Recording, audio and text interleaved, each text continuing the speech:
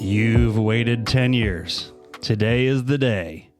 The 10-year anniversary special of the Very Terrible Podcast is upon us, ladies and gentlemen. It's me, Jason. David Ayers. Hey, we're here. It's the Very Terrible Podcast. It's still back at it. It's been quite a while. Yeah. And I can't believe we made it this far. I show up once a decade. Once a decade, whether you need it or not. Oh, man. I'll be back when I'm 50. Yeah. You're listening to this probably on Spotify or iTunes or iHeart or whatever it is you listen to it on. If I'm pointing at you right now, you're watching it on YouTube. And yeah, we've got a whole new setup. This is very different than what we used to have it back in the day. Yeah, it was just YouTube, right? It was just YouTube. We went YouTube live.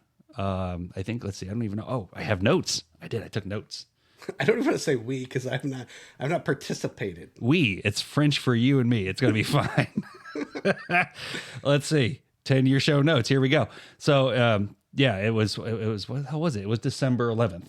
I think it was December 11th, 2014. Yeah, we got together. We had a handful of Coors Lights and we just said, we're going to do this thing where you could push a button in YouTube and YouTube Live would let you just record. You can't do that now. I don't think. You have to have like so many subscribers. Like I said, now they're elitist. Like, oh, Pinky's out. You can't just show up. We don't have that many subscribers yet? We don't. You guys got to do this at home. You have to get online. You have to find us. You have to find us on YouTube. Find us on Spotify. Click like and subscribe. It's not that hard. I'm pretty sure you can buy subscribers now. Yeah, but we don't do that. We had a run-in with people that bought subscribers. We don't do that. We don't? No, we don't do that. We're very classy. Well, we could press the button. We could. We are very humble people. We don't bother with that. But yeah, we did. We did 3 episodes, I think, the first night. I saw that on your notes, and I don't remember doing 3, so I don't know how many Coors Lights we had. Yeah, we had a bunch of Coors Lights. We were worried about time because we didn't think we were interesting enough. So we wanted to keep it at like a few minutes apiece. Oh. And then, I mean, we were talking about like Bill Cosby and we were talking about all this ridiculous crap. I mean, but it was amazing. Yeah. And then I was wearing costumes. I wore a pimp costume. I wore, I think, a pirate. I wore antlers. We had antlers for Christmas and a Santa hat. I don't remember any of that. Go to YouTube. Go ahead and look it up. Very Terrible Podcast and go into the old episodes. They didn't have titles. They just had dates. Yeah. December 11th, 2014 at whatever time. That was the title of the show because we didn't know how to set titles. And yeah, so we sat there and we went and we just amateur hour horse pissed it right up and we had a great time. Many Coors Lights in, just beating up random topics. Sure, it's not going to be much better. It's not. Just better equipment. It's much better equipment. Thank you to South Florida lift stations. Yeah, much better equipment. And we're not done. Like I think as this thing evolves, I've already been given messages that we need to not do it in the house. And these messages did not come from my family. It came from the handful of watchers that we have that says you need to have like a background and a place to go. And I'm like, I'd like that. So a storefront, storefront, trinkets, and a tax write-off. Yeah, we gotta have write-offs. So you're gonna set up a shop in Northport. Oh yeah. Well, let's pick a beat. We'll go Punta Gorda. We'll go halfway. Go to North Fort Myers so we get stabbed. Yeah, exactly. I mean, they steal to eat. Yeah. So that was it. But that was it at our North Fort Myers. I mean, I think, well, you weren't with me in North Fort Myers. You were with me in Port Charlotte. I worked at North Fort Myers for a while. With Leslie, you know them? I don't know who, but I remember working there. Yeah. Yeah, that's what I said. This is what happens is the years go by really quick. We were talking about this earlier. This thing started in 2014. I mean, B was a baby. We didn't have a dog that I have now. All these, like, I mean, your dog's been here for a handful of years that we didn't even know at the time. Your current wife wasn't around at the time when the show started. No, she might be gone after this. You know, she's going to watch it and say, you know what? I'm packing my things. Yep. So it's amazing how quick these years go by. There was a 7-year hiatus though. And I think that's the thing that I have to mention in the, for you? For us, right? Because you keep saying we. It's a team thing, Dave. It's a team thing. We're a team. But you're on like Spotify and Pandora. Yeah, but there were 7 years where I didn't do anything. Okay. It was. I don't feel so bad. No. It's like I'm like he's been doing this. Things got in the way. He's been doing this for 10 years straight. No, it's funny. It's a 10-year anniversary of the 7-year break. It's very terrible. But like we did the episodes, and I think because we had the original show. We had, do you remember The Very Average Angler? Yeah. Yeah. You said you don't have the password. That's because I have the password. Do you? All right. Yeah. So that failure's on you. It's not a failure. I did one episode and pissed off my coworker's wife and had to pull that episode off. Oh boy. Yeah, well, I've done that. We've had to do that too. We made an episode we had to take down. I mean, that's part of being an artist. Yeah. You find the line and then you have to bring it back. If you ask my wife, I find the line a lot. That's okay. Yeah. That's how you... I push the envelope. How is it any different from having kids? The kid, that's what they do. They find the line. I don't procreate. No crotch goblins here. Well, here's the thing is you were a kid at one point. I mean, mathematically, you should have been. At some point, you found the line. You know, mom would kick your ass, you'd come back. Mom would kick your ass, you'd come back. You'd find that line. Yeah. That's the same thing. It's no different. That's no different than this thing that we're doing. So, yeah, that's what it was. So, a very average angler, that's sitting in the dust. I'm glad you have the password. We can update it. We have to go fishing, though. Yeah. And we have not done that. No, we have not. Not together, at least. I haven't done it at all. I've got a kayak that I really thought was going to fall out of the ceiling earlier because I'm like, oh, I haven't moved that in so long that the cord that's holding it up is like dry rotting. It's going to land right on Lori's new car. Mine's been sitting outside and surprisingly it still floats. Really? Yeah. Nice. I'm just waiting for the alligators to eat me. Is that the red one? The one that pulls to the left? Yeah. Okay, good. I have the red one and the blue one. Nice. But the red one sits on top of the blue one to protect it. You know what you need now? Here's, honest to goodness, here's what you need. You need a hunting channel. Yeah, I thought about that, but I don't hunt like the YouTube hunters because all these dorks, they're like up in saddles and trees. Yeah. I'm fat and lazy. Yeah. I'm on vacation. You have an amazing setup. I'm not hunting. I mean, if you ever decided to take your setup and share it with the viewers, oh my goodness. I mean, I created a hunting stand called Mar-a-Lago. It originally was called the Assassination Station. Then that happened. And I was like, well, we better change the name of that. I mean, it's probably your fault. This whole thing is probably your Literally, fault. as I'm building it, like me and my wife were watching it on YouTube live as it happened. I was like, shit. We got to change rename the camp. We got to rename the stand. Yeah. To Mar-a-Lago. So it's like a 6x8 luxury little cabin with heat and it's amazing power. And I sleep a lot.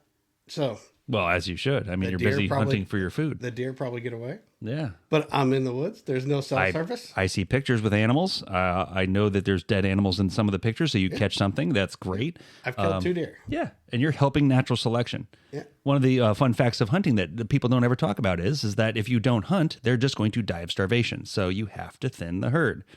Yeah. And until you do it with people, then they get all upset. Yeah.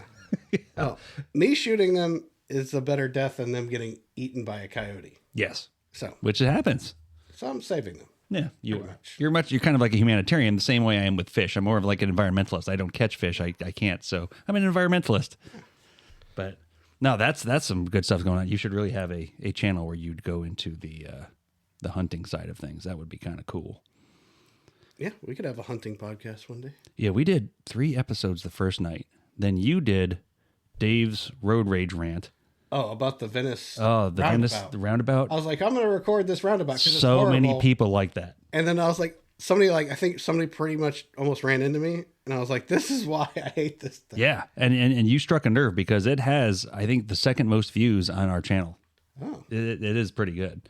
Yeah, and it's probably recorded with like a Nokia flip phone. It was a dash camera or something, wasn't it?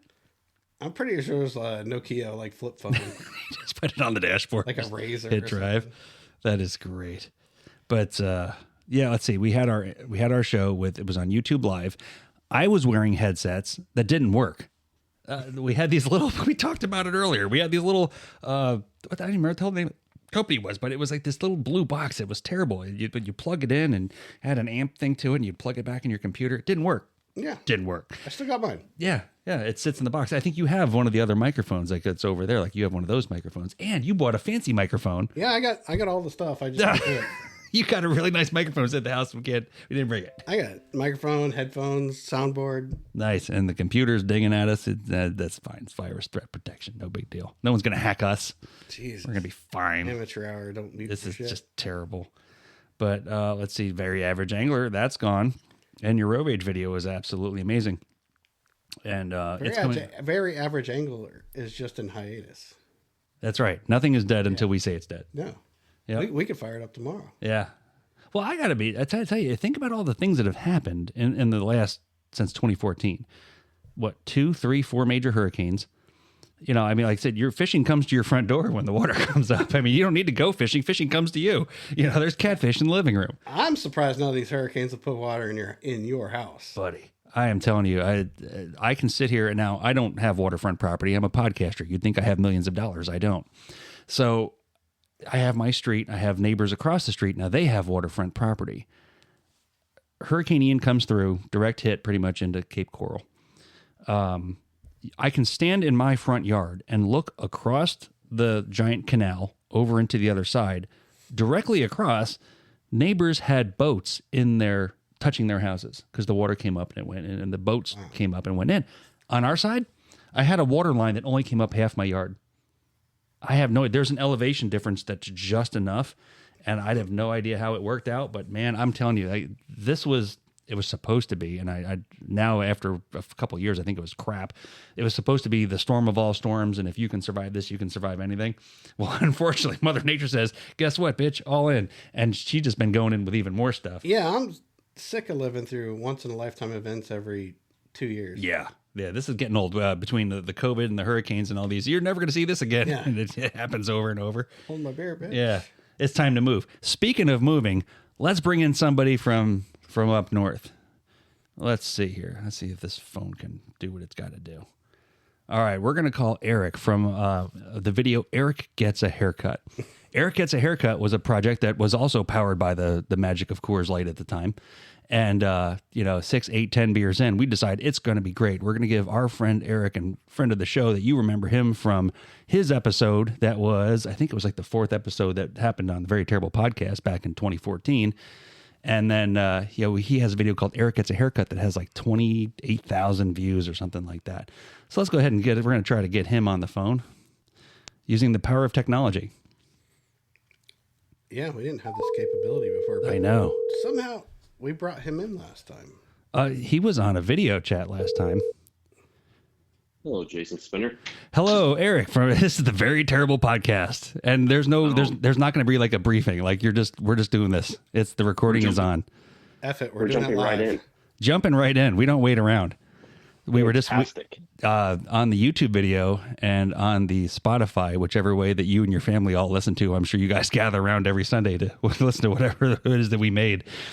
I have set many alarm clocks to specifically your podcast here, this terrible podcast, which is probably why all of my alarms are off a little bit. Well, it is very consistent, though it be not very good. It is very consistent.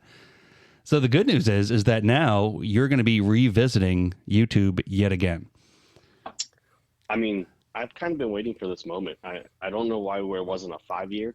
Why did we wait till 10 years? 5. It's funny you mentioned that. No, it's funny you mentioned that. 5 years was in the hiatus years. There was though it be the 10-year anniversary, there was a 7-year break.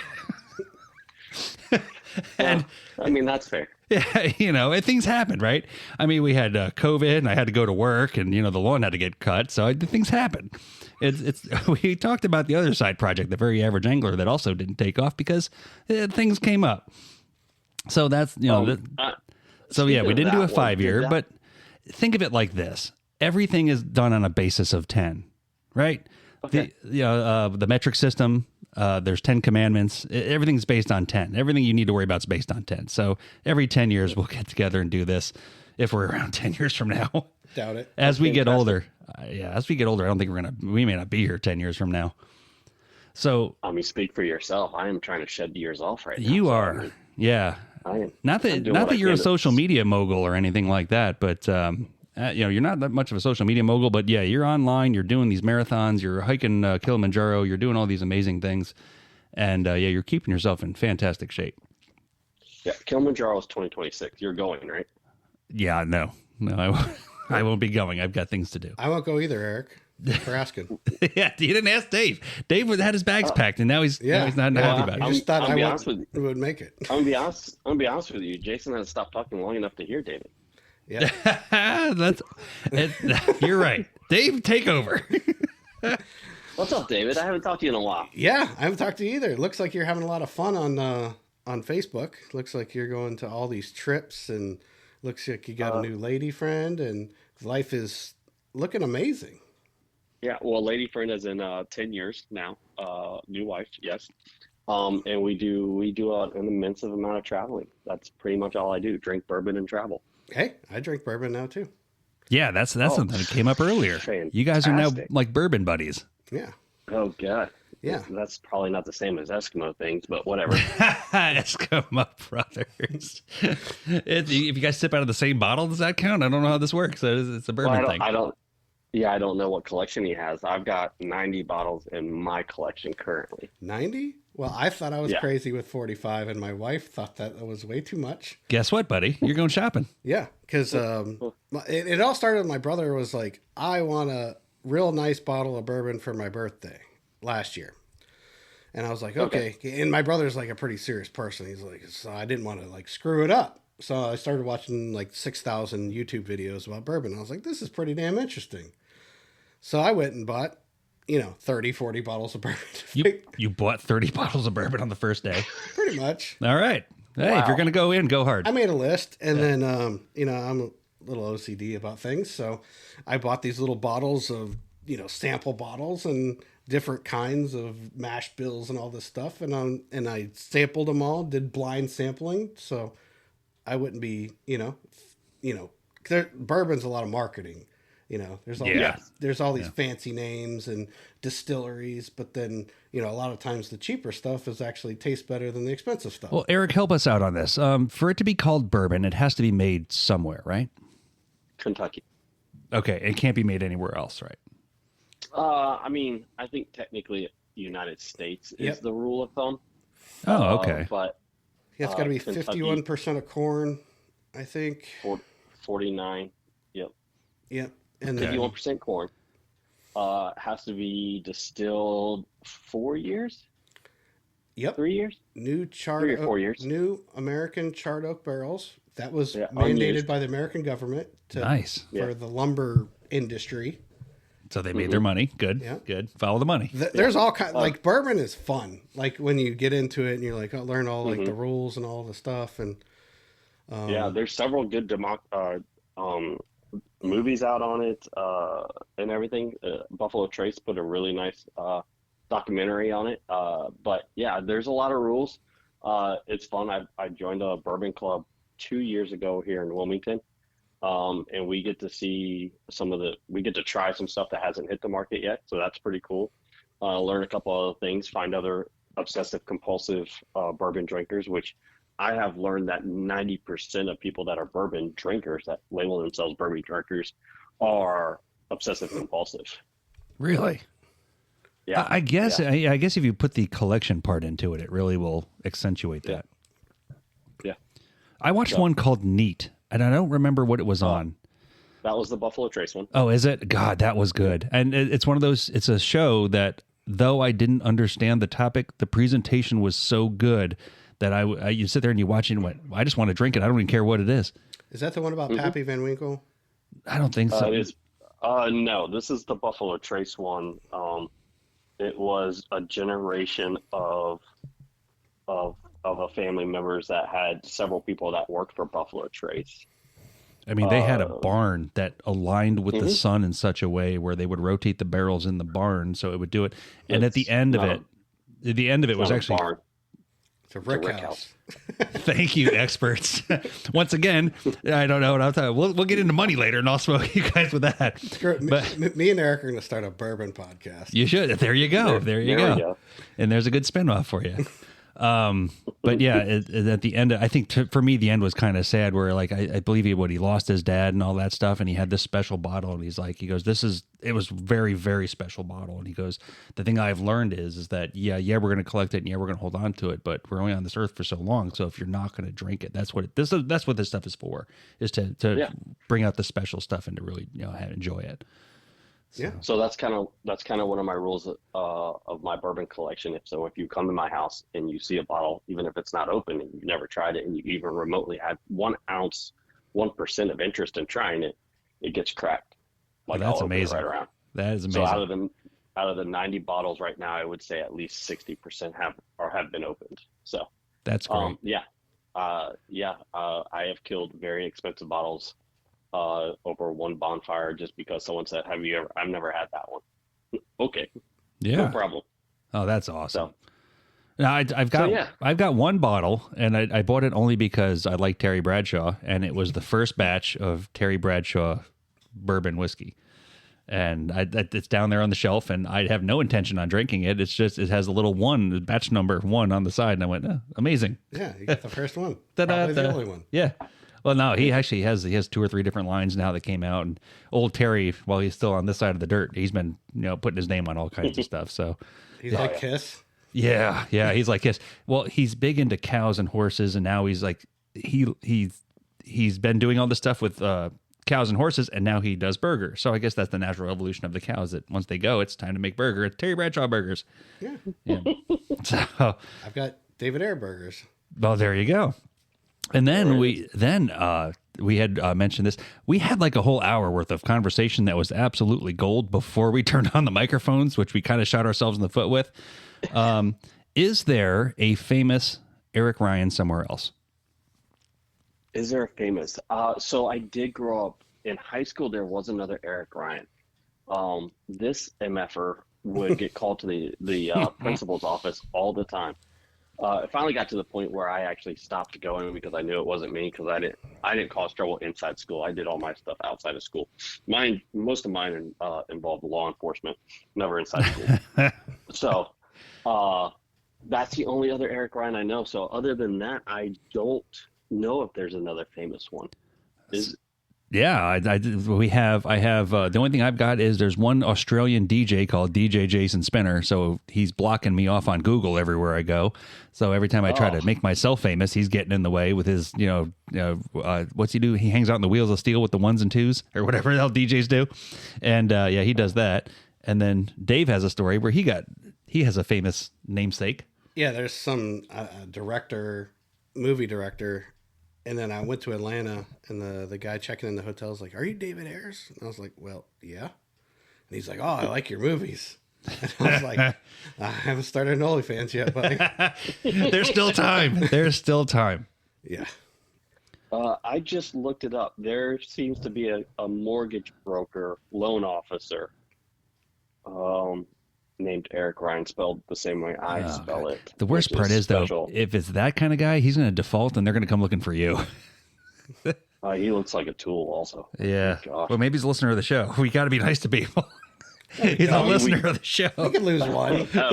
Yeah. It's only one guy. I mean, I know there's only 3 listening right now, but there's not. Did you see the heat map we put out the other day? I did see the heat map around the world, and a lot in like mostly. A lot in like Korea-ish. I don't know what they're doing with our stuff, but they definitely love it. And Eric Ryan's worth 4 views a day. He is. Eric Gets a Haircut, June 5th, 2011. We have to see actually what today's number even is. Let's see. Yeah, what are we up to now? I did watch it the other day, so you have to -1. That's okay. I've watched it a whole bunch because I'm in it. Eric's farming all the views, all 26,000. That's all right. Because we're using the same phone, I almost just hung up on him. So that would have been hilarious. Dang. I know, right? Let's see here. That's something I would do. Let's see. Here's me. Let's see. Eric Gets a Haircut.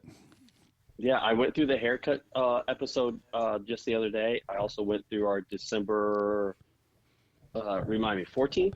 Is that when we did December 30th, 2014. 30th. Yep. That's That tomorrow. episode. Tomorrow's the 10-year anniversary.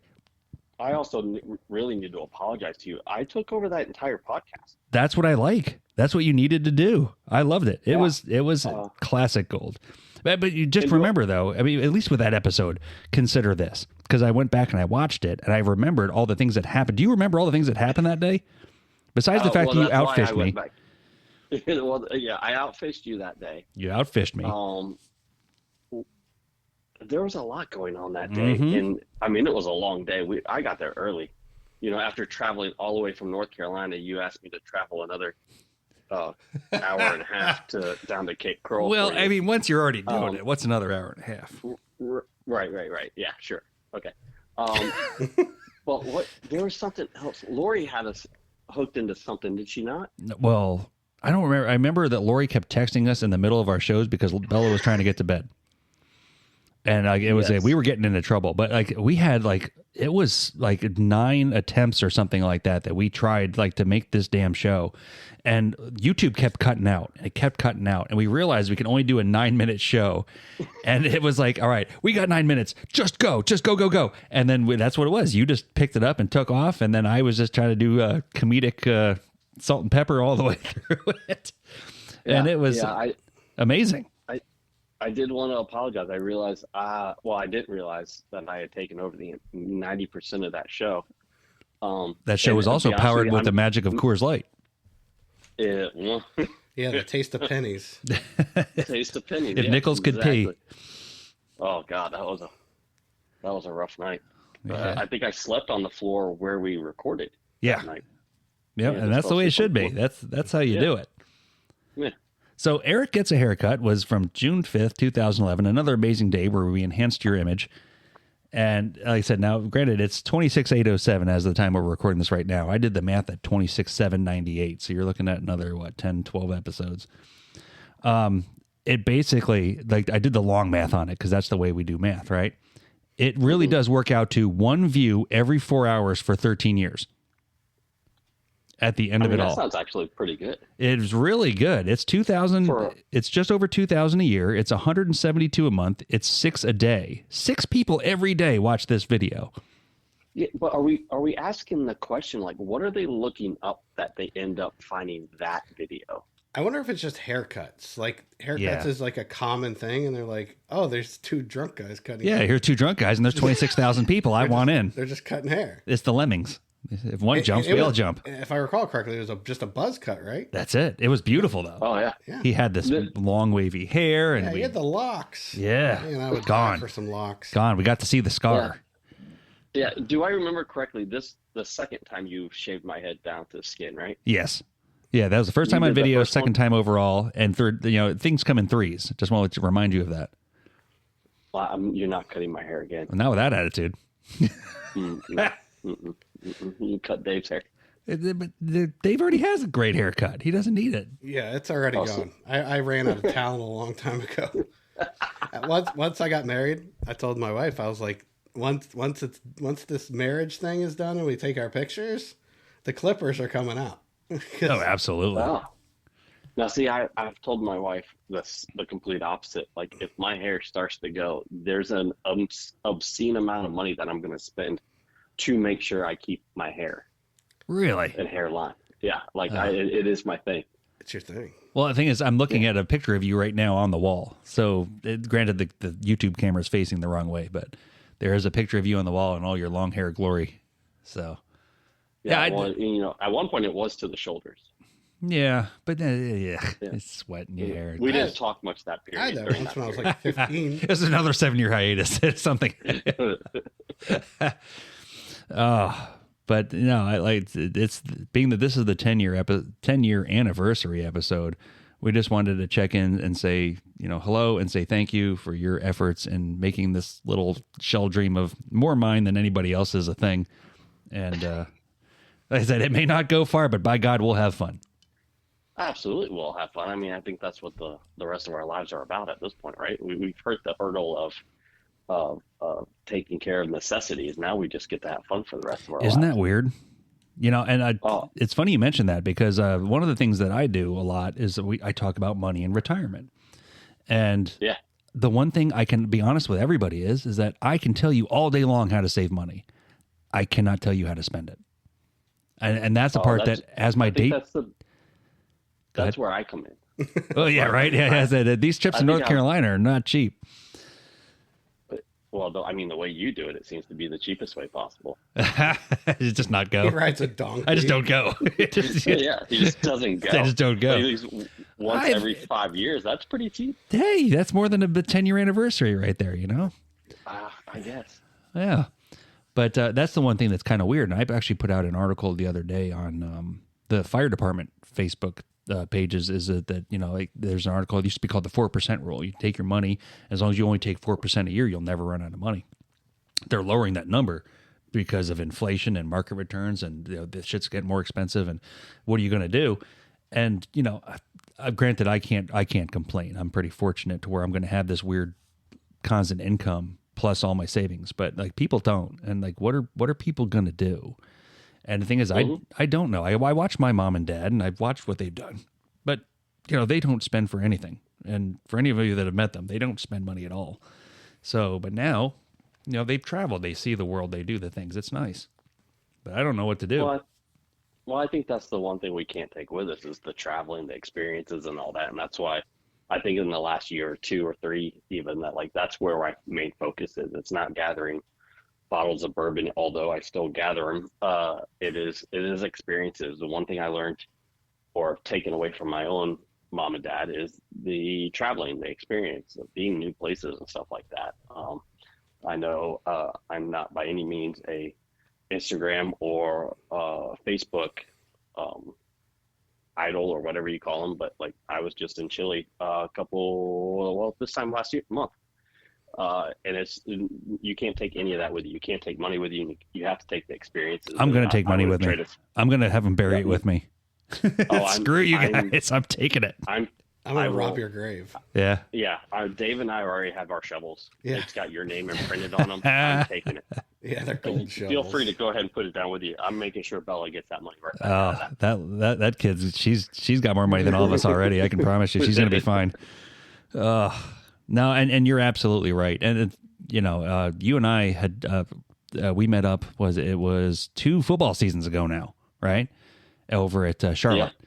And, it's hard for me. And it's something that if you watch the show long enough, I've already talked about. I don't love flying and very slowly getting better at it because I found first class. You found first class. I found first class. I got to tell you, if you ever need to fly, first class, it's a whole different experience. I'm not going to fly in the back with the pores. That's not going to happen. So, yeah, I'm going to sit up front. We got on the plane. They knew my name. I sat there in a seat that was wide enough. I could have sat, B and I could have sat together in one seat, but there's 2 of them. And they said, "Oh, hello, Jason. What would you like to drink?" And I'm like, "Oh my God, this is the greatest day ever." They know my name. Yeah, sure. I had my little anxiety problems when we went up and we did the turns and things, but I watched enough YouTube videos and I watched enough about the science of it. And I'm like, all right, you know what? At some point, just as you said, Eric, you can't take it with you. I got to roll the dice at some point. You can't sit on your deathbed and go, "God, I wish I would have." So, and then we went and had a fantastic time. Yeah, Xanax is cheaper than first class. Yeah. And the thing is, 100%, David. They will give you an airplane bottle of Jack Daniels enough times that it's not a big deal. I usually take 2 Xanax, drink a couple rum and Cokes, and then I don't care if it crashes. And that's it. And in your job, you actually fly quite a bit more than you were even comfortable with. I hate flying. And then in a couple months, I have to fly to San Diego. That's going to be horrible. San Diego? Yeah. Ugh. That's not a straight flight either. No, everything goes through Atlanta. So I have to go to Atlanta, then go to San Diego. But yeah, I was even talking about doing first class. And this funny lady at work, she's Eastern European. She's very stoic. And I was like, "Hey," I won't say her name. And I was like, she's not a listener, I'm pretty sure, but you'll. I don't know. Yeah, maybe. I hope she is. But I was like, "Hey, if you pay for the ticket and I just pay for the extra part to go to first class, is that okay?" She goes, "Yes, David, it is. But let me tell you something. It's no more safer up in the front." And I was like, "Shit." I was like, "Okay, I'll sit with the pores." Yeah, I can't. Point right there. I think my longest flight's been 10 hours, which I just did last month. That's a long time in an airplane. That is a long time. That's a full day. But yeah, it's a full night. It's an overnight flight. But I mean, I guess I've been blessed with that's not the biggest fear. My biggest fear is, crashing into a tree is more of a bigger fear than flying. But it's just one of those things, like it's all these, the world's huge and we got to go visit it. We got to see what the culture is because frankly, we don't have any here. So let's go figure out what it is everywhere else. And I don't know. I don't know if I'll ever be able to turn back. Kilimanjaro is actually on my list of places to go. I think it's 2026. So I'm doing some training now for it. Doing some East Coast side hikes here this year or 2025, hopefully. So it'll be a busy year. The training is just stamina, like cardio based? Yeah, a lot of a lot of lunges, a lot of just squatting, you know, box jumps, kind of stuff like that. It's the last hike, 50 miles. Uh,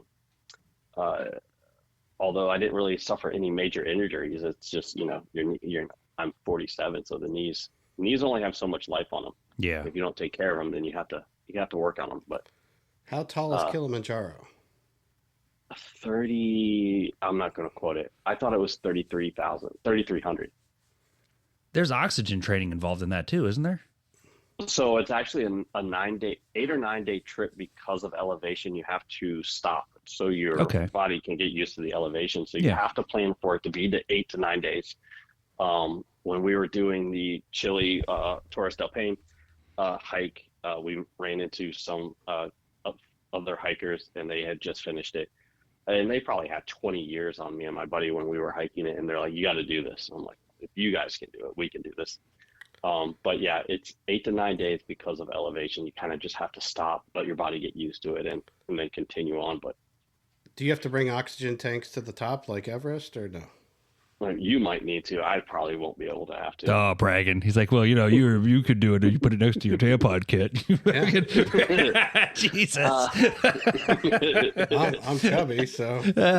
I mean, it's kind of like diving, right? Because with diving, you've got the decompression stages, and you get and you stop at certain you have feet. to work your way back down too. Yeah, you have to work your way back down. I don't think it's oxygen. I don't think you need oxygen for it. It's actually pretty famous and fairly populated. I think they only let so many per year go in, so you have to get your permits.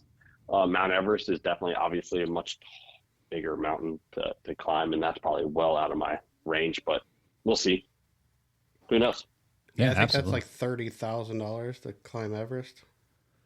Yeah, it's super expensive between the gear you have to buy. Oh, I was going to say, I mean, it's a mountain. Who the hell owns the mountain that makes you pay to do it? You got to pay a Sherpa to shuck all your shit up, and you can't go. Yeah, you have to have someone. You have to have a guide. You have to pay. I can't show up on just any second Thursday and just hike this bitch. Yeah, and then they got to bag up all your poo and bring it down with you. Why? Yeah, you can't litter on the mountain, bro. It's not littering if you poo. It's so cold it never goes away. That's why they got those corpses up there. Yeah, or was it yellow boots or red boots or something? I don't know. I watch a lot of stupid documentaries about climbing mountains. I don't know why.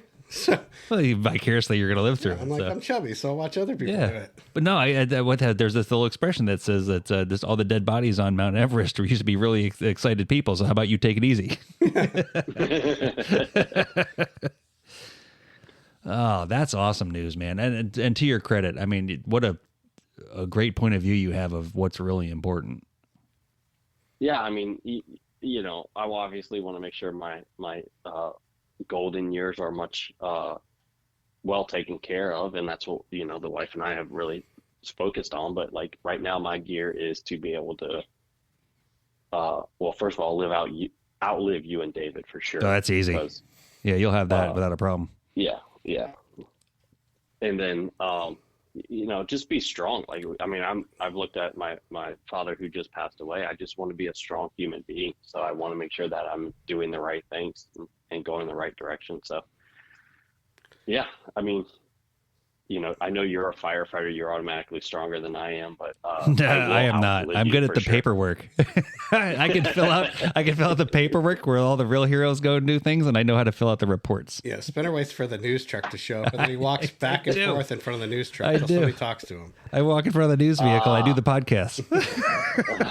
Hi, Jesus Spinner. I'm a firefighter. I'd like to talk to you. Yeah. If you'd like to see more of my handiwork, please go to Cape Copcast and look up the one with the fire department episode, and I'm on there to stealing the show. I did actually just watch that one too. That was pretty good. You straight took that one over. They let me, and that was the thing I was explaining to Dave before the show started. Is that we walked in, and I said, "Listen, I go, this is your show." They had a beautiful setup. Now we're obviously halfway there with kind of upgraded equipment.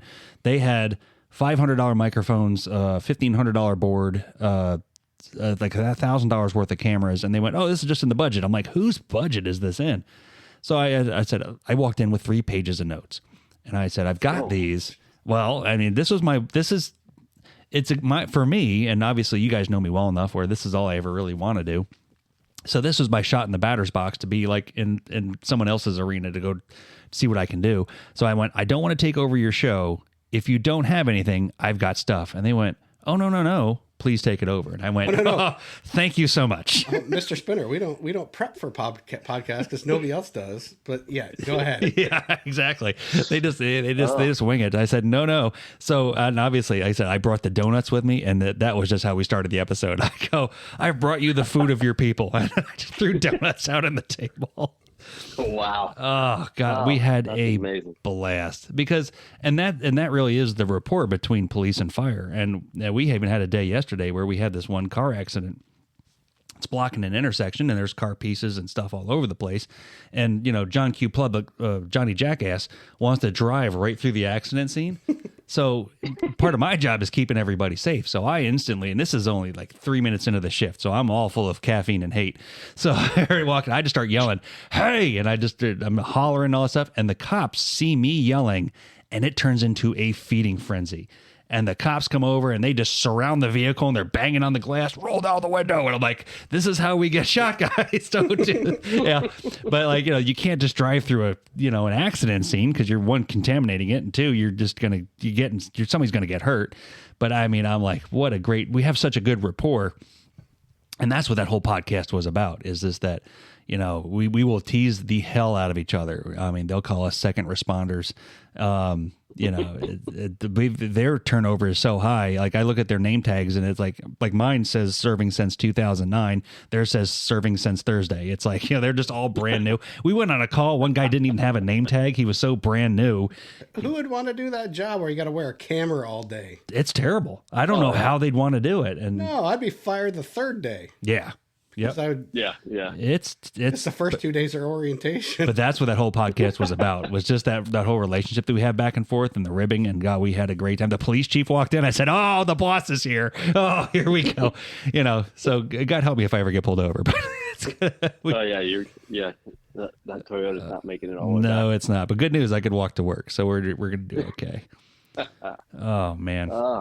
So who else do we have on the podcast for today? I've been texting the girls, and I've got they're giving me a bunch of thumbs downs. Yeah, so you're the only guest, Eric. You are going to be the only guest today, unless we get like a telemarketer, and then we're going to do that. But wow, we are setting the bar extremely to that level of terrible podcast, aren't we? It's a name. It really is a brand at this point. Yeah. Oh man. All right.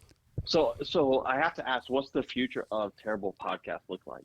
This very terrible podcast. Well, we have a sponsor, and you've met Josh, so You met this. Did we meet him at the brewery? Yes. Yep.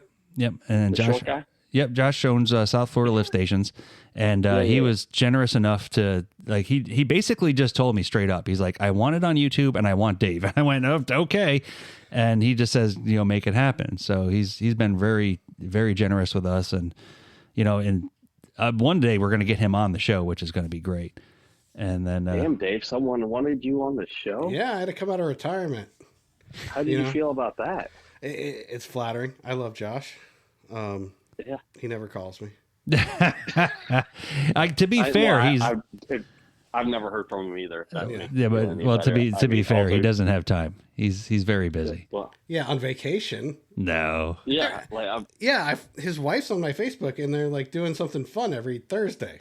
Well, he's doing that's the same mindset that Eric has. Yeah, we're here one trip and let's go. This is fun. The very terrible podcast is a vacation day. There you go.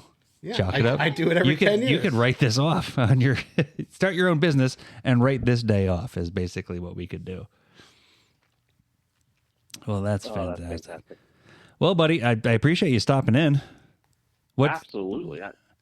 I think you've been on now for, oh my goodness, you've been on for quite a bit, haven't you? Let's see. 32 minutes. 32 minutes, which is your YouTube personal best. Yeah. I mean, I've been on other YouTubes, but most of them I'm not talking. Well, then in that case, you can go to our link and then share your link. So whatever you do want to share, because we're happy to spread the good word. So, do we know when this will air? When this episode's hitting YouTube? Are you spending 3 months to get this cut and pasted together? No. We don't edit. We do not edit. Nope. Oh, we're just gonna drop this whole thing right on YouTube bomb, huh? Yeah. Yeah. Yeah. That's right. We do it right the first time. So Fantastic. I don't have internet at the house today. So we had the storms come through. The cold front came through last night, and apparently the router and whatever it is, the wireless setup, got zapped or whatever it is. So I don't have internet now. So unless I take my phone and make it a hotspot and then push it out to YouTube that way, it'll be a couple days. That's what he's saying. I think he went Ben Shapiro and didn't pay the bill. I have got my internet price is so cheap because I was an Earthlink customer. That's how long I've had CenturyLink, because they were Earthlink with the orange logo from way back in 2006. Like, I've been with you for so long, I should get I get free upgrades and equipment. Yeah. Like, so this whole burnt out piece that I have, they're going to replace it for free because you being a firefighter, you got all this extra time to haggle with them. someone's got to do it. Someone's got to do it. I mean, I don't know what to tell you. I don't have an excuse. It's just somebody's got to do it. I see you haggling with USF all the time. You're always like, you need a... USF is just, they're killing me. Yeah. They're killing me. Actually, there's one for you, Eric. I think, unfortunately, I'm going to have to get on the South Carolina bandwagon. No, you can't do that. How can you not? The team is absolutely amazing. Have you been to South Carolina? Well, no. I have. And I'll be going back in a couple of months. Why? We work. Where are you going? Work. What part of South Carolina are you going to? Columbia. And Columbia, that's where the football team is. Columbia, and they have an office in PD too as well. Okay. Okay. Well, there you go. I mean, I don't know if I can get on board with that, but we'll talk about that. We can talk that off air. I'm gonna have a lot more F-bombs to drop your way on that one. If you ever sat there and watched the intro, the way they bring the team out and then they do Sandstorm, I mean, you can't not like them. It's impossible.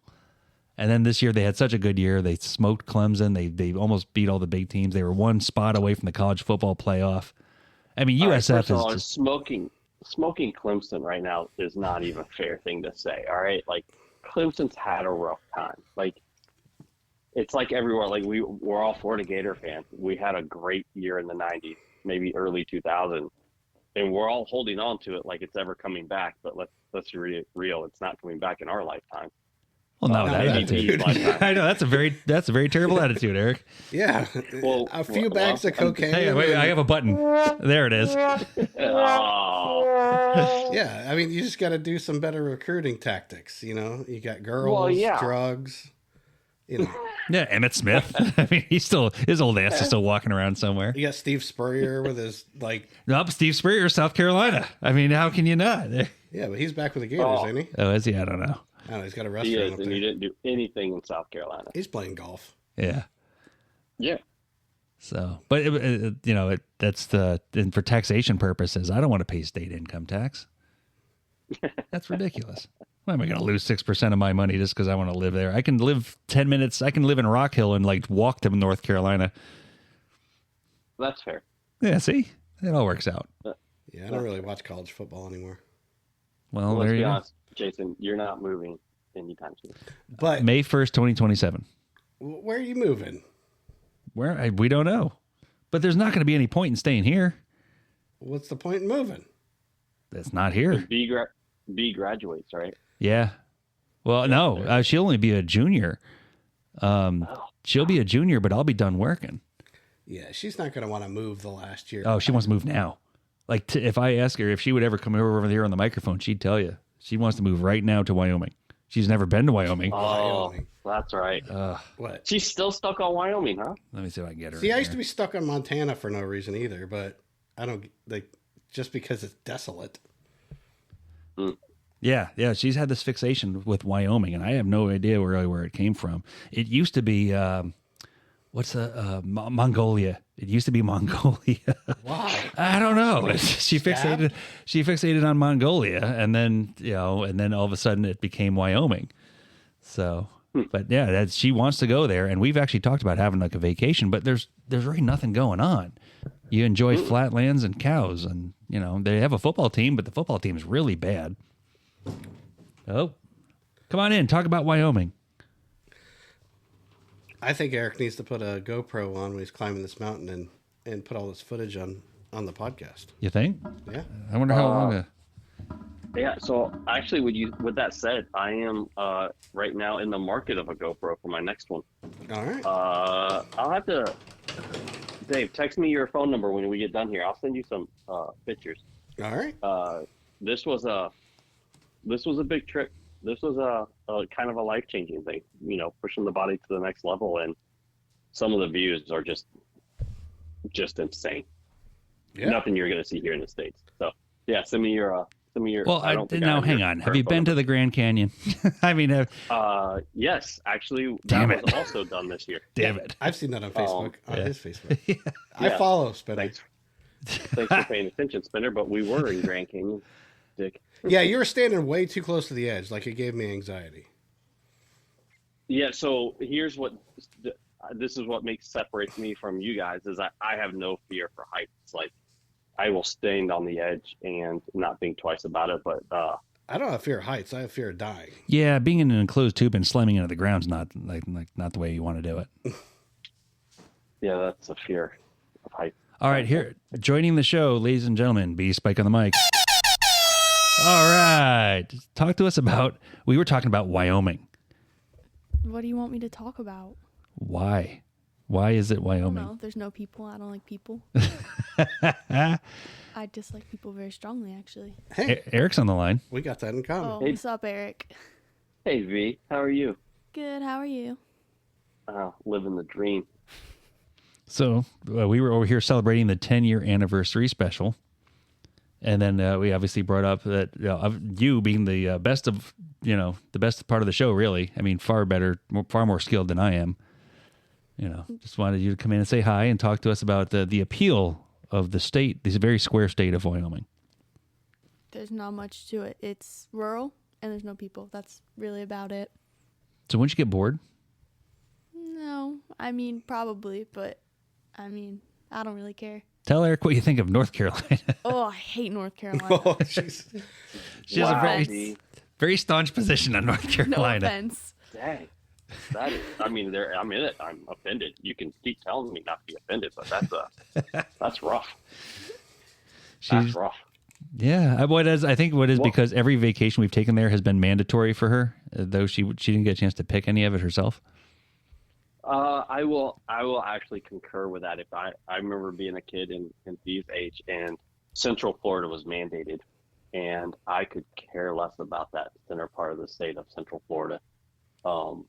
So yeah, and even to this day, I don't care that much about Central Florida. I have family there, but it is definitely never a place I'm going to live. So I can understand you, but I promise you, there's more than North Carolina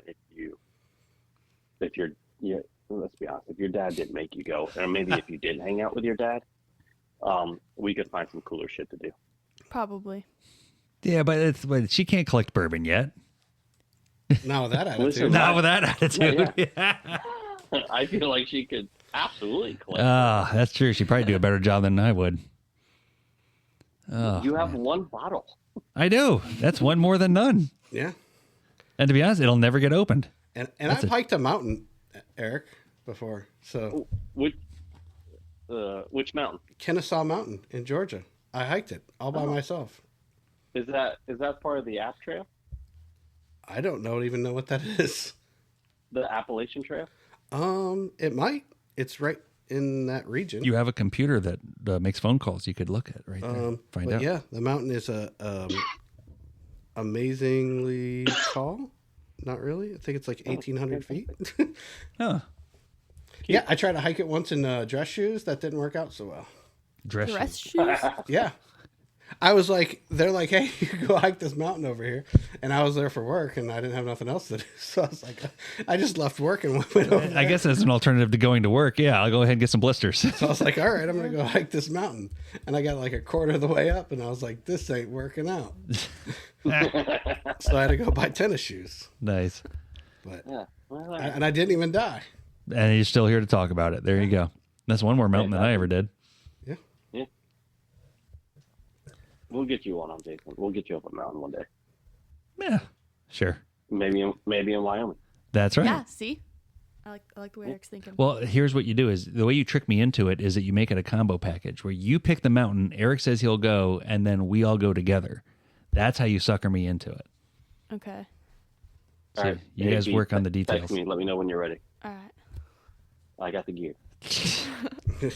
you just gotta get your dad drunk enough to get up on a plane. Well, and the thing is, the funny part is on the last flight there when her and I came up together, I didn't drink on the flights. And if I remember correctly, B did better than you. Oh yeah, she does better at me at most things, but I was more worried about making sure she was okay. So then I didn't drink, and I was trying to keep everything together, and then I got sidetracked. But it was a much more positive experience than I thought it was going to be.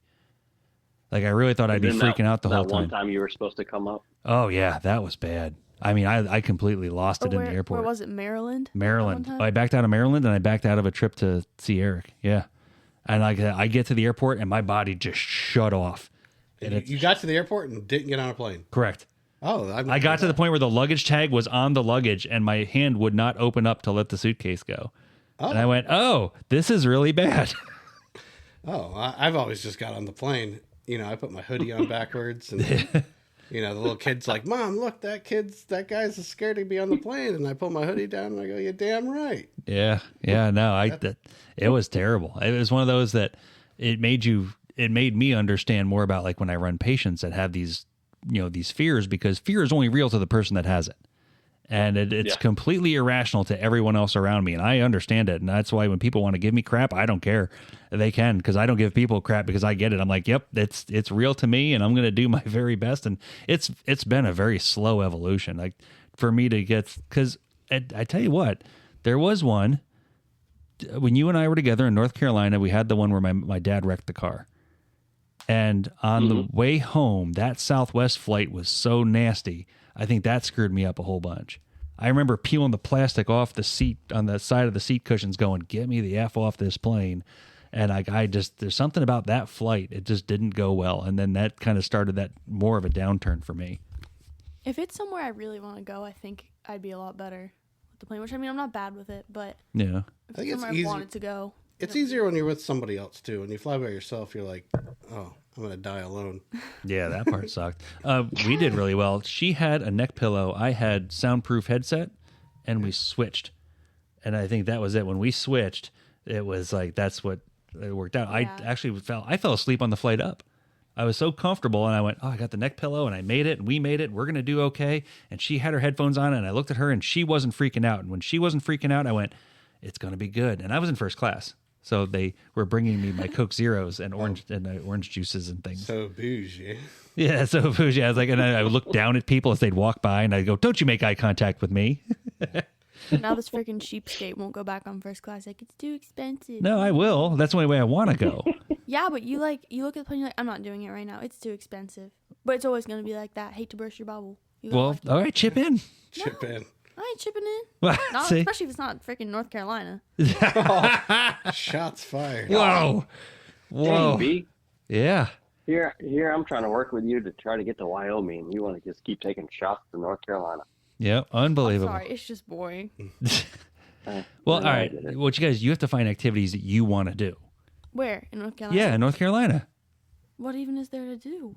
You have a computer that makes phone calls. Look it up, go fun things to do in North Carolina, and just start going through it. You know, like, I mean, I want to go see Queen Anne's Revenge. That's the next thing I want to see. 0 results found. 0 results found. Oh, man. Whoa. Damn, That's pretty winning. Wow. Next level, B. Yeah. Unbelievable. But what are you saying you want to do with The Queen Anne's Revenge is up there. what is The pirate that? ship. The actual Lame. real pirate ship. They sank it back in the 1800s. And you're gonna go scuba diving? No. It's out there. They've Look pulled at most it. of it. Just look at it. Just look at it. If only you would Google, you just do it from home. Jesus. Look at this old wood. Do you see what I got to put up with, Eric? You see what I got to put up with? I'll go up there and drink bourbon. That's what I'm saying. We'll go up there, we'll drink bourbon, we'll look at some old ship parts that don't even make any sense, and we'll know that Blackbeard was on it, and we'll have a great time. Yeah. I like Absolutely. Y'all have fun. it. Yeah. Nah, B, you're coming. You're coming, B. Come on. So what's your favorite bourbon, Eric? That is a loaded question. I don't have a favorite, mainly because it's depending on what mood I'm in. So fireside, I drink something a lot more spicy, a little bit more proof, closer to the 110 proof. If it's an everyday one, like maybe Sazerac Rye, I'll drink a Sazerac Rye literally all day. Also depends if I'm trying to mix it. So it's all over the place. Right now I'm into the Redwood Empire brand out of California, actually. Yeah, I've got one of their bottles. I've got 7 of their bottles. 7. I think that's all they have, Eric. No, they have 9. They have 9. I haven't found 2 of them. Yeah, it really depends what I'm into. So I don't have a favorite. It depends what I'm into and what I'm drinking. E.H. Taylor is a pretty good, easy drinker. So my brother-in-law and I have killed a bottle of that by ourselves one time by the fire. The small batch or the small batch? Yep. Yeah, I got one of those bottles, but they're hard to find in Florida. So oddly enough, him and I killed a bottle at earlier this year. I think it was February. Around a bonfire, we had a couple other family members over. We killed a bottle, and the next morning, him and I went out, and I found another bottle right off the bat, which also never happens. Like, that's not a thing that ever happens when you're a bourbon drinker. But nope. So I was able to replenish my bottle like instantaneously. Lucky. Here's a bourbon question that I just thought of. How much did the hurricanes and Asheville getting hit really screw up the supply and the overall, collecting of bourbon?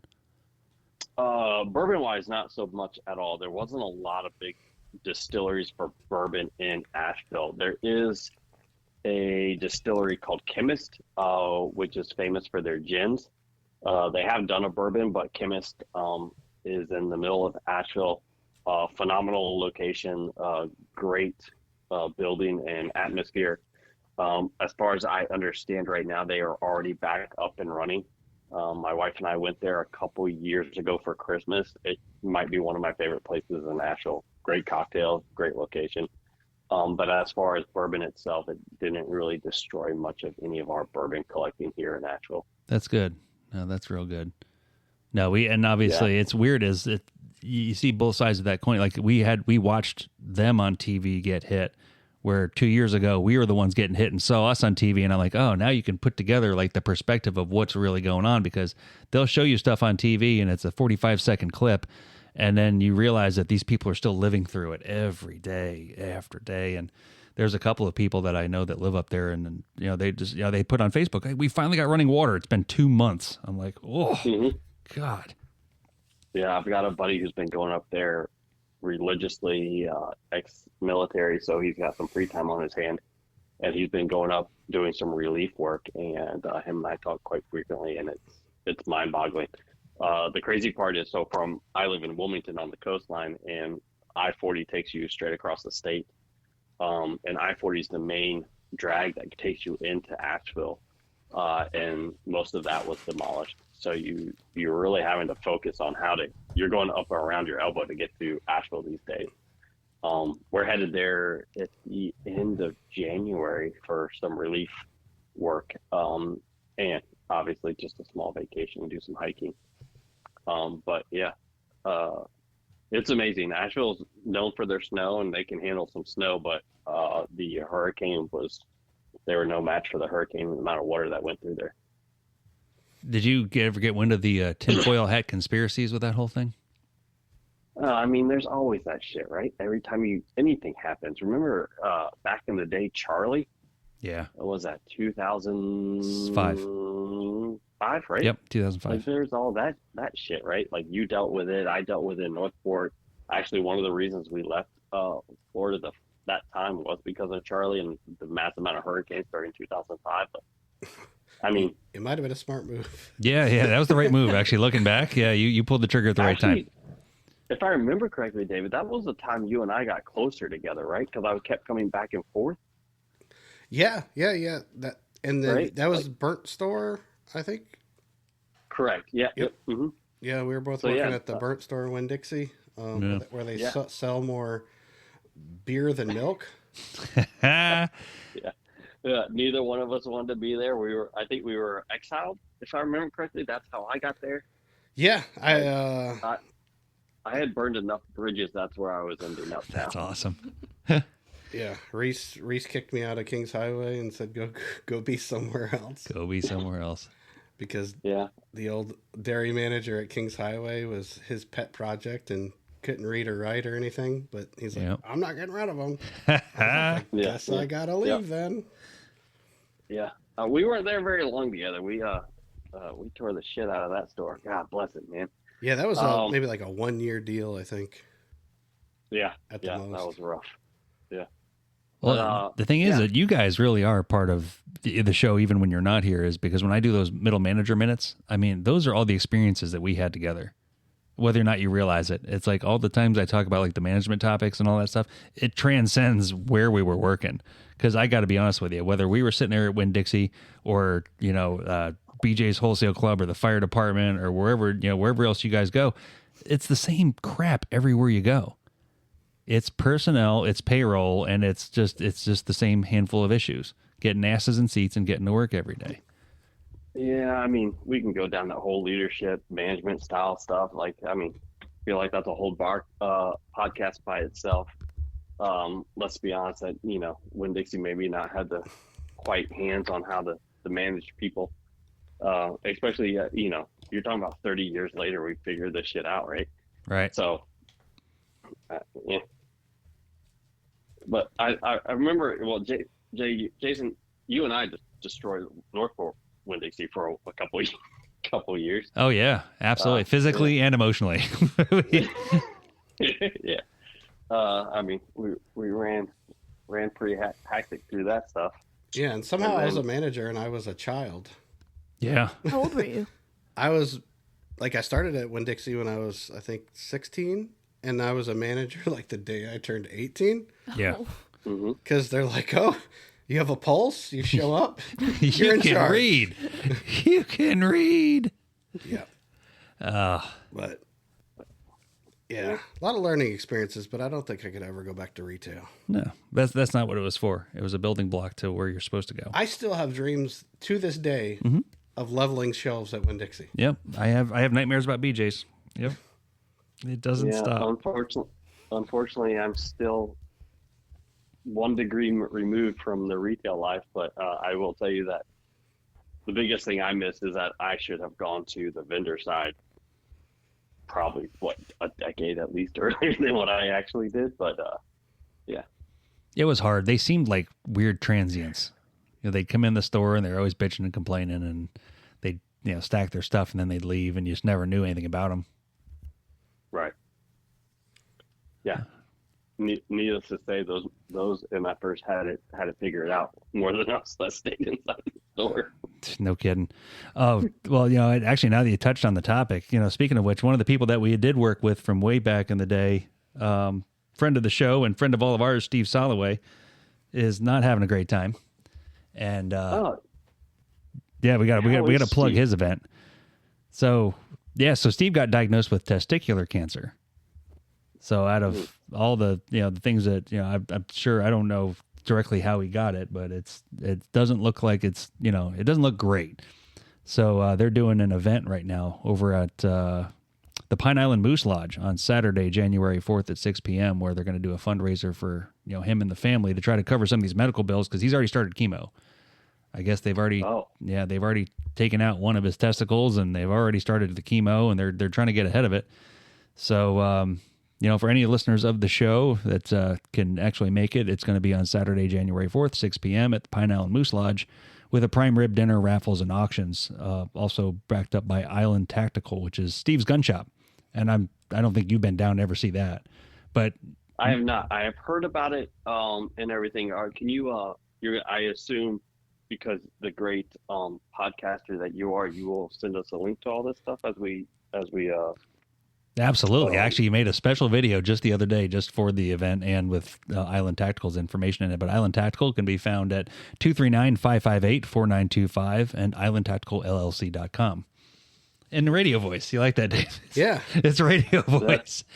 Wow. The Yucky Yuck Radio. Yucky Yuck Radio voice. So, I mean, we need to bring Steve into this. Does everyone know how Steve came about? Like, Steve, if I remember correctly, started in as a stalker with Winn-Dixie, right? Yeah, he was your stalker, and then He was my stalker. and then I got there in Northport. Yeah, me and him never worked together.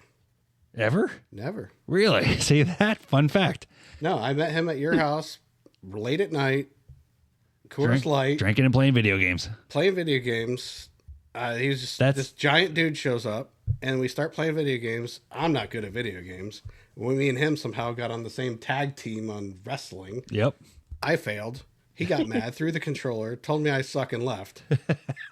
And then Best friends. somehow we became best friends. See And that? that's Steve in a nutshell. That really is. But he saved my life.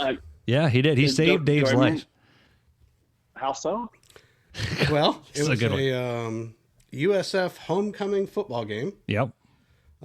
We went to pregame, which I don't normally do. I'm Yeah. not the one. I'm not a heavy drinker, but I think it was Spinner, Steve, a couple other people. We went to the parking lot Yeah. way too early. Had some adult beverages. Drank way too much.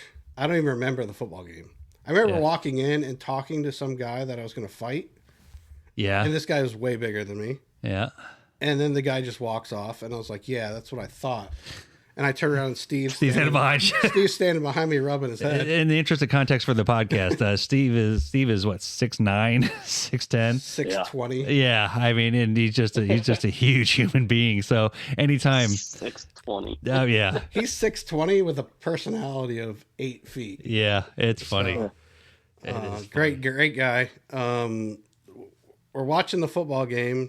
I don't remember any of that. I don't even know what happened during the football game. Yeah, Time travel, like drinking happens. we end up at the dorms. We're in the dorms with the football players as they're playing the video game of themselves. Yes, So this is just bizarre at Yeah. this point in my head. PlayStation 2. You could connect the PlayStation 2s together with a cord. The actual USF team was playing as themselves as USF in the football game, and we're walking through their bedrooms with drinks. Yeah. So Steve had already saved my life once that day. Yep. So somebody made me a drink. Yeah. First mistake. Take notes. Don't take drinks from anybody. Spike. Literally, probably figuratively, I was Yep. probably spiked. Spinner's like, "You got a little bit of throw up on there on your shoulder there, David." And I'm like, "That's weird. Let's get out of here." Yeah. Somehow the college kids decided to use me as a projectile vomit machine off like the 8th story of this building. Yeah, the balcony. Yeah, or it was an outside stairwell. It was an outside fire stairwell. Dave goes to lean over the edge to puke, and the gravity and the momentum of him continues to go over the edge 8 stories in the air. Steve, thank God, has a head on him and grabs Dave by the belt and pulls him back over the edge of the balcony. Yeah. Dave would have fell to his death. Yeah, me and gravity do not mix. No. So that was quite the day. Then Spinner just vanishes. I did. Spinner vanishes. Yeah, I did. I wake up in a dorm where I don't know where I am Yeah. at some girl's house. Steve was there with me. Yeah. I woke up and this girl's not happy. So we didn't fornicate. And then she goes, "Your shoes are over there. You can leave."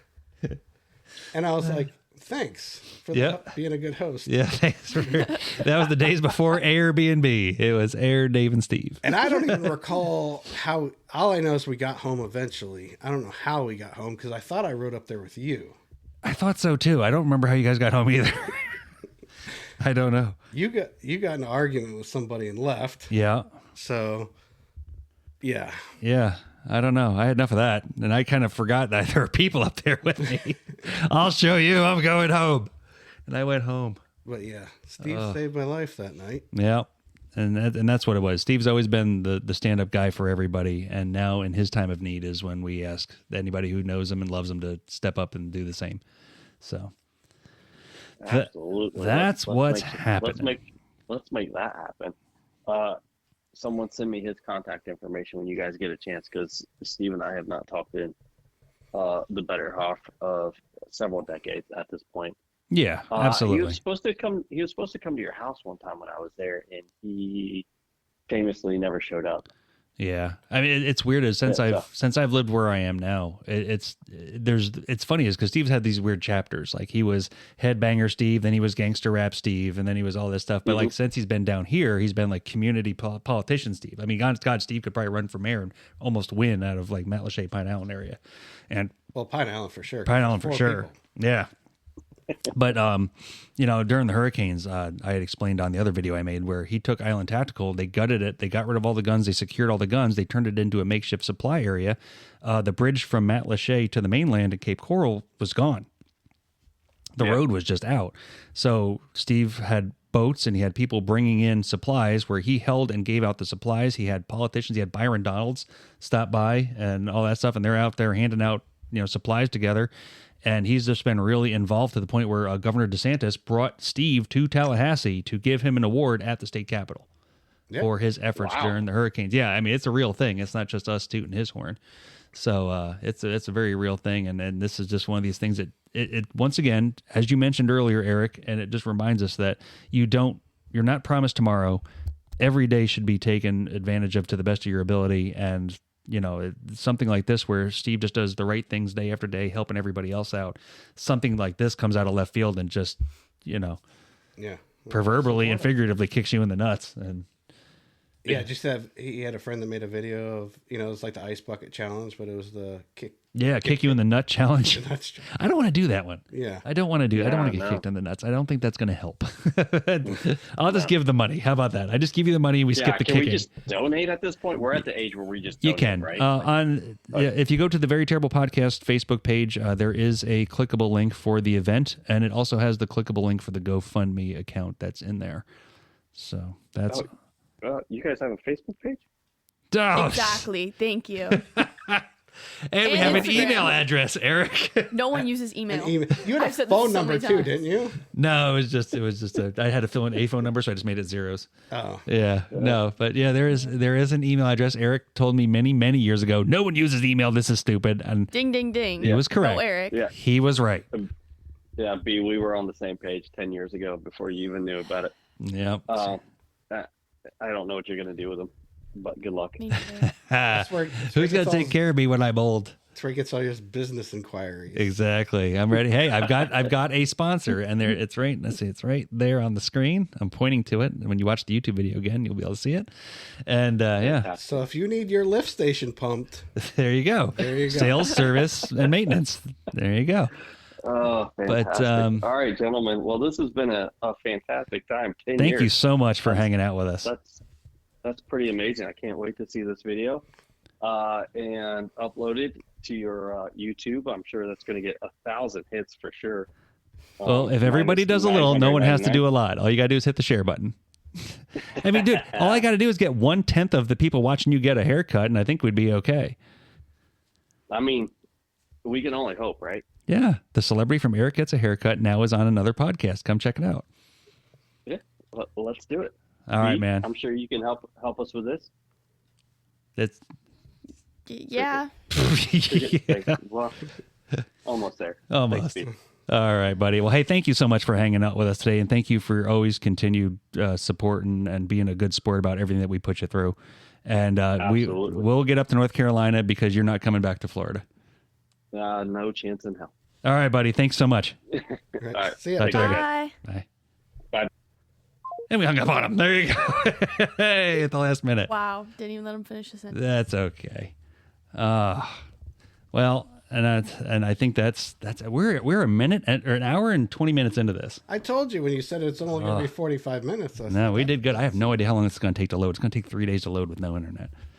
So I'm hungry. It's not going to load at all with no internet. I know it's not. Oh, yeah. I forgot we don't have internet. I'll just use a hotspot. We'll see what happens. Somebody pay the got a bill. crappy provider. No, it did. The provider's excellent. It just happened to be It's last night. excellent. It A just storm doesn't came work. through and knocked out a piece of it. CenturyLink? Ugh. Yeah. It's like a step above dial-up. Yeah, exactly. it I don't works. even know what that is. That's how I know he's right. There, like when you used to log into the internet, there was like a lot of weird noises. Yeah. It was like a fax machine. Yeah. Yeah. You used to have that at the old house Yeah. My word. when you used to play online. That's right. Hear me out. Ready? Dial-up. Xfinity. Yeah. How about $200 a month? No, thank you.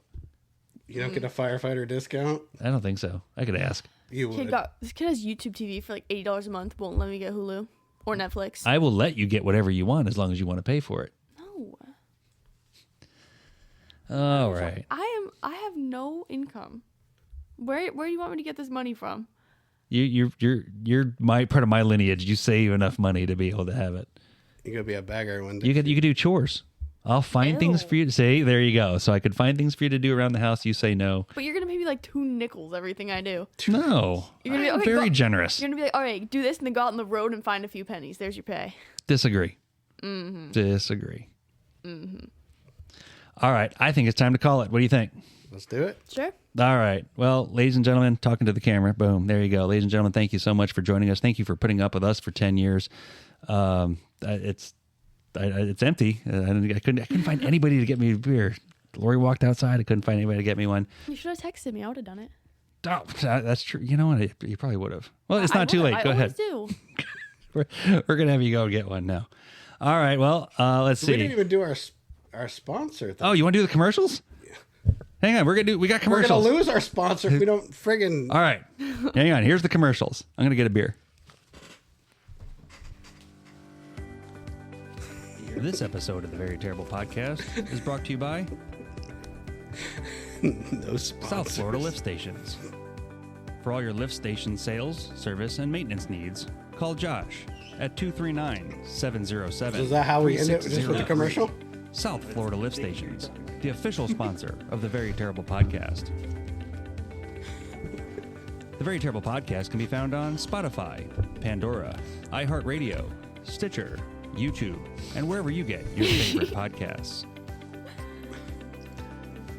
If you'd like to be a sponsor of the Very Terrible Podcast, you can message us on Facebook, Instagram, or email us at jdvtpodcast@gmail.com.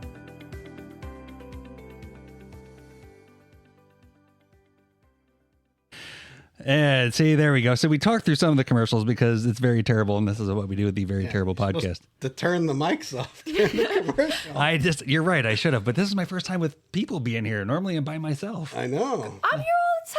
Now with the Josh got commercials, me out of retirement, and I talked through his commercial. we'll play it again. No, we're not. It's South Florida Lift Stations. Call Josh, and then I said the number. Yeah. It was on like, you guys know where How's to find Josh it. doing? Josh is doing real well. Josh is They got doing these real little well. cute little dogs. He's got cute little dogs. He's got employees, which is fantastic. He used to do it all himself. Yeah. And now he's got employees. Well, last time I talked to him, he had the one guy. Yeah. No, that one guy is now, I think, 3 or 4 guys, multiple trucks. The business has grown. He's doing fantastic. And his son. And his son's working there. And hopefully that's going to be part of, I hope for Josh's sake, that's going to be part of his exit strategy where he can go, you know what? I've done my part. I've set up my kids for success. Off you go. You know, Yeah. and then he can just ride off into the sunset and go enjoy himself. Go climb Mount Kilimanjaro. I don't think so. I don't think so either. All right, everybody, let's call it. I'm Jason. I'm David. And I'm B. And this has been the Very Terrible Podcast. 10 years. Thanks for everything.